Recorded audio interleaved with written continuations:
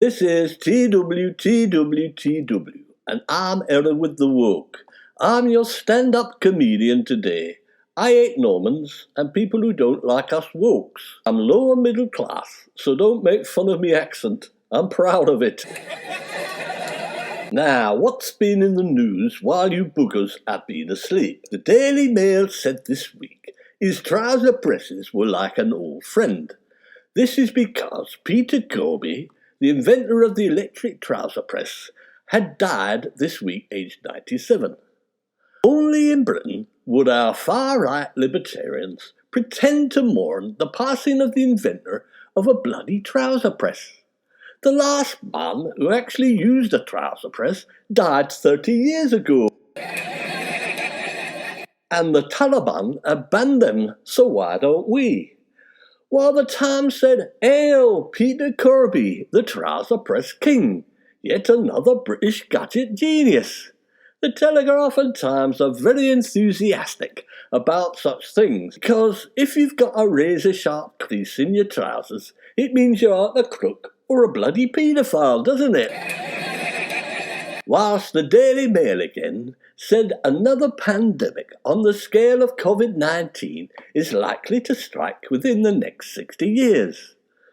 Anybody who can survive Brexit and climate change for that long won't worry about a silly thing like COVID, will they? Oh, what does the Bible say about COVID-19? It says nothing, Daily Express, because COVID happened 2,000 years after the Bible was written. However, for a start, most people in the Old Testament died because they weren't wearing a face mask. Thou shalt not kill. Well, the COVID doesn't seem to have heard that one, does it? And thou shalt not commit adultery. Well, I can't because I'm in bloody lockdown. This week, Boots the chemist tied up with Deliveroo to deliver nappies, snacks and plasters in 20 minutes. The service is, however, having some teething problems. I cooked myself and rang Boots. In 20 minutes they had sent a large nappy to wrap round the wound and a box of donuts so I could comfort eat until the pain went away. This week, the ex-genius of Brexit, Dominic Gubbins, had a 3-hour debate on Brexit and Scottish independence with waiters who refused to serve him at an island restaurant. Sounds like a recipe for the world's most boring evening, doesn't it? Apparently, the waiters were duct-taped to the chairs and unable to leave. Whilst this week, Donald Trump turned woke and got booed at a rally for encouraging his supporters to get the COVID jab. Trump said he didn't know what had come over him, but he was feeling better now. They say the truth is out there, but in Trump's case, it really isn't. Imagine if all of Shakespeare's plays went wokio, said the Telegraph. It's trying to make out social liberal people are trying to rewrite Shakespeare and take all the mucky bits out.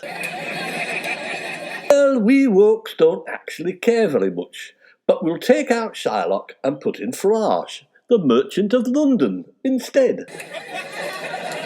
Whilst an inspiring Plymouth teen taught a 100-year-old street dance in a heartwarming video. It was wonderful and made as much sense as getting Max Whitlock to perform on a Zimmer frame. Farmer Clarkson posted a furious rant online after a noise complaint about his tractor was posted. What on earth is Jeremy Clarkson growing that requires him to work at 11 o'clock at night? Is he trying to replace the Taliban as Britain's supplier of heroin, or is he so bad at driving a flaming tractor he doesn't want anyone to watch him? I think he's burying woke people, and I'll be down to sort the bugger out in diddly squat. Press noted that a Wetherspoons drinker who battered a school bully in an unprovoked attack after spotting him 50 years later walked free from court. Isn't Wetherspoons a great place to meet old acquaintances and friends? You're never more than 6 feet away from a bully in Wetherspoons, are you? Right, cookery corner. Nigella Lawson removed the term slut from her raspberries in chardonnay jelly recipe, saying the term had taken on a coarser, more cruel meaning in recent years. But don't worry, Nigella says she's still a slut and always will be.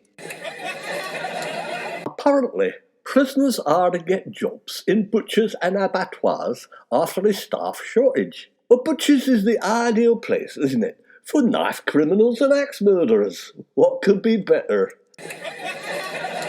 Old Richard Madeley had a pop at Joe Biden this week. Biden's contemptuous betrayal of Britain is breathtaking, he said. Richard found it breathtaking at first, before developing a bit of a tickle, then ended up gasping on a ventilator at St. Thomas's Hospital. Don't get so worked up, Richard. It was reported this week that the changing of the guard at Buckingham Palace is returning, a poignant moment for Britain. It is believed that Prince Andrew is still under guard and will remain so until the Queen dies, and Prince Charles can smuggle him out of the country in a coffin. And now on to this week's technology and science news. Elon Musk teased this week an humanoid Muskbot to take over all our repetitive work. It will be an hybrid man-machine, half Elon Musk and half masturbating sex robot. A complete wanker, in other words. Apparently, the BBC chairman, Richard Sharp, gives his £180,000 pay to charity, silly bugger, including a donation to opera houses aiming to bring classical music to the masses.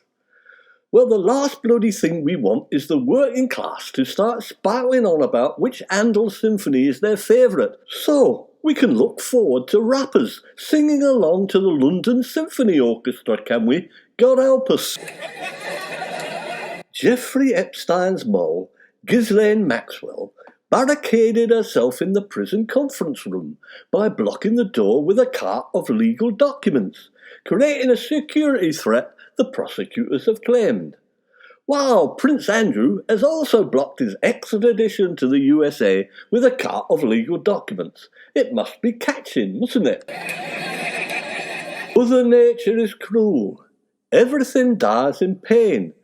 Get over it, protesters, said Frederick Forsyth in the Daily Express this week. He's a cheerful sod, isn't he? I was just enjoying the summer, still COVID and vaccine-free, when the jackal reminds me I'm going to die in pain. Well, thanks very much. When I go, jackal, I promise to take you with me, with a gun given to me by Devon and Cornwall police. Whilst in another report, we learned that Norwegians face a £250 fine for urinating towards Russia. And it showed a new sign on the Russian border warning it was a criminal offence. This seems to me to be a bit invasive on your privacy. Who the hell is watching? Does Putin have border guards filming in case you point your willy at him? And if they take you to court, what are they going to show as evidence? The far-right libertarians have been planning to give COVID-19 jabs in schools and colleges. They'll let the bloody PE teachers do it, won't they?